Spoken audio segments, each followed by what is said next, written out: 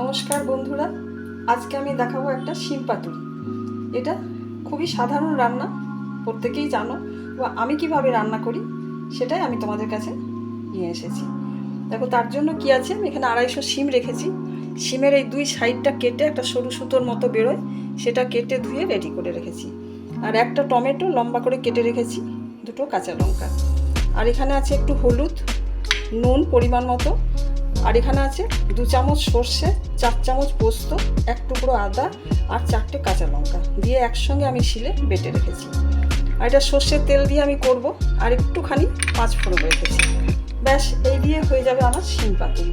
চলো আমি কিভাবে বানাই সেটাই এখন দেখাই। দেখো, কড়াই গরম হয়ে গেছে, আমি তেলটা দিয়েছি। তেলটা একটু গরম হলে আমি এখানে শিমগুলো দিয়ে দেবো।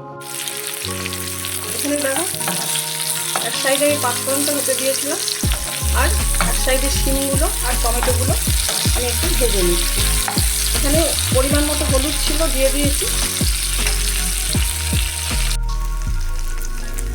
সর্ষে পোস্তটা দিয়ে আর পরিমাণ মতো সব রাখা ছিল আমার ছোটো বাটিতে, সেই নুন হলুদ আর মিষ্টিটা দিয়ে একটু ভাজা ভাজা করে নিচ্ছি।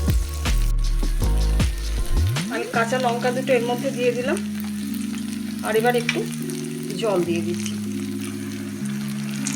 শিমগুলো একটু সেদ্ধ হওয়ার দরকার, তাই খুব সামান্য জল দিয়ে কিছুক্ষণের জন্য আমি ঢাকা দিয়ে রেখে দেবো।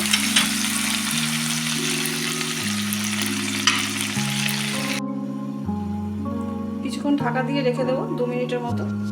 শিমগুলো সেদ্ধ হবে, তাই দেখো ঢাকা খুলে বের দেখি কীভাবে হয়েছে।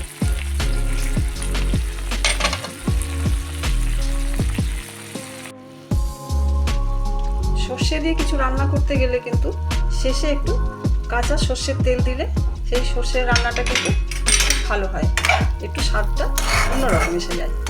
ব্যাস, হয়ে গেছে আমার শিম পাতুরি। আমার রান্নাটা এখানেই শেষ হলো।